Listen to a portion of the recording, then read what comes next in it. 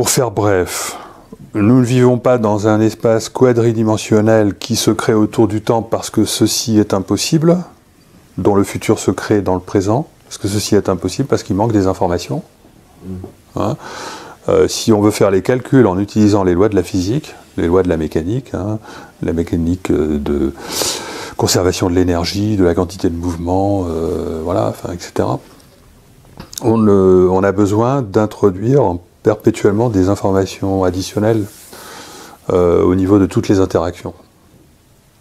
D'accord ? Enfin, en fait, on n'a pas besoin immédiatement, mais si on accumule trop les interactions qui sont fondamentalement chaotiques, une interaction c'est fondamentalement chaotique parce que ça disperse les objets qui ont interagi de différentes façons. Bon, je ne vais pas rentrer dans le détail de la théorie du chaos, etc. Mais enfin, il faut savoir qu'il y a du chaos beaucoup plus que dans les systèmes dits chaotiques, par exemple. On ne sait pas qu'un billard, c'est quelque chose de chaotique parce qu'on n'a pas l'habitude de dire que le chaos est dans le billard. Pourtant, c'est le cas. Hein. Mais le chaos est partout. Il est dans le cerveau, il est dans tous les systèmes complexes, dynamiques en général. Bon, ça, ce sont des thèmes de recherche de mon laboratoire.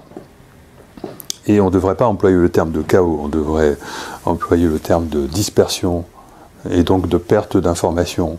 Le problème de l'entropie qui augmente tout le temps est lié à cette perte d'information.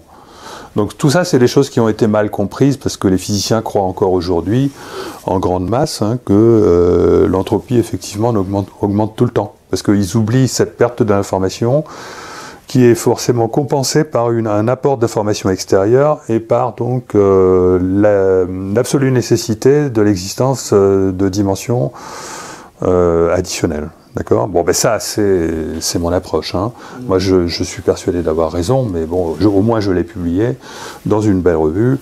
J'en parle depuis longtemps. Ça rejoint la théorie des cordes, ça rejoint d'autres approches.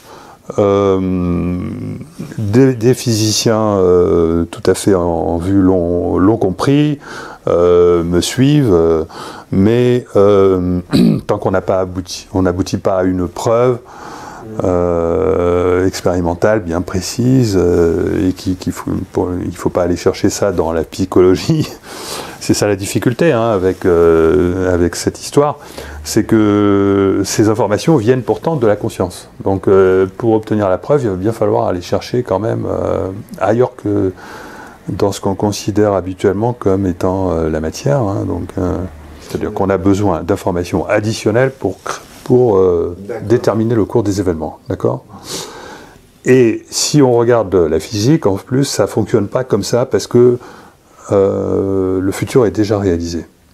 Le futur a toutes les chances d'être déjà réalisé à cause des enseignements de la relativité et de la mécanique quantique. La mécanique quantique nous parle d'intrication non locale, mais pas seulement dans l'espace, mais aussi dans le temps. Donc il faut bien que ces objets existent déjà dans le futur, avec lesquels il y a une intrication entre le présent, voire le passé et le futur. Donc il faut bien qu'il y ait quelque chose qui ait de l'information qui soit présente déjà dans le futur.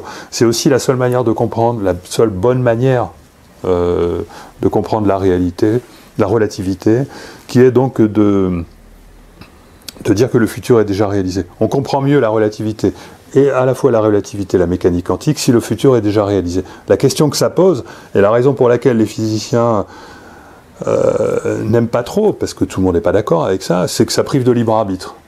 Parce qu'il y a toujours des physiciens qui sont en accord avec le libre arbitre. Et donc moi, j'essaie de montrer qu'on peut très bien avoir un futur déjà réalisé, mais quand même avoir du libre arbitre. À travers la notion de commutation de lignes temporelles que je développe aujourd'hui dans mes publications, et c'est pour ça que je fais des travaux sur le billard, parce que les équations ne permettent pas de montrer ça. Avec les équations, de toute façon, supposent un cadre déterministe qui est incompatible avec la réalité. Et les équations supposent en plus une continuité, la possibilité de diviser l'espace à l'infini, qui est incompatible avec la réalité. Par contre, la physique de l'information, donc le travail sur l'information, la physique que j'essaie de développer à travers la mécanique du billard, permet de comprendre comment est-ce qu'on peut conserver les mêmes des conditions initiales une contrainte à la fois sur des conditions initiales et sur des conditions finales, et changer quand même la réalité. Parce que j'ai démontré, et je continue de démontrer, à travers mes travaux sur le billard, que pour relier des conditions initiales et des conditions finales bien précises, il peut exister plusieurs chemins. Ouais.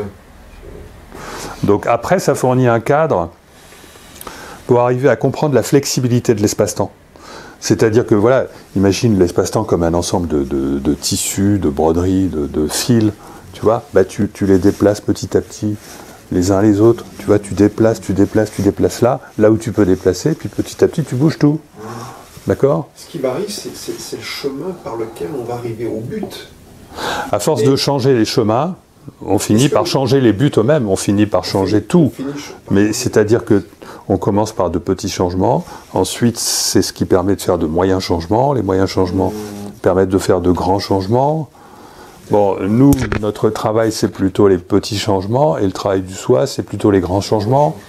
Il est probable que notre futur ne soit pas aussi dense que notre présent, à cause de ça. Hein. Mais on peut fonctionner avec l'idée d'un futur déjà réalisé, mais mouvant, fluide.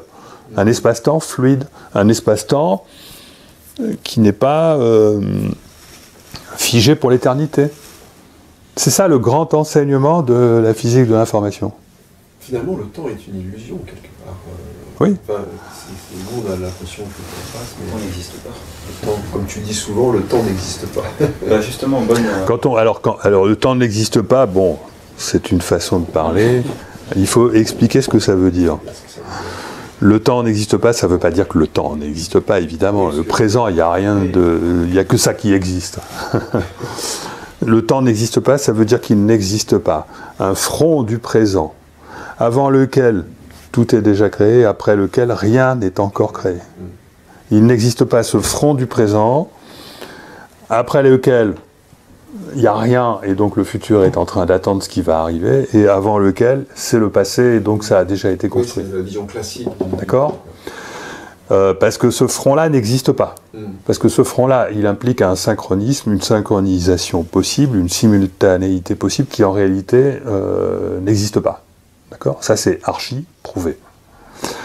On peut résoudre très aisément ce problème en disant que le futur est déjà réalisé, et ça n'est pas incompatible avec le libre arbitre, tout simplement parce que on peut considérer le futur comme étant réalisé à la manière du parcours indiqué par un GPS sur un immense territoire.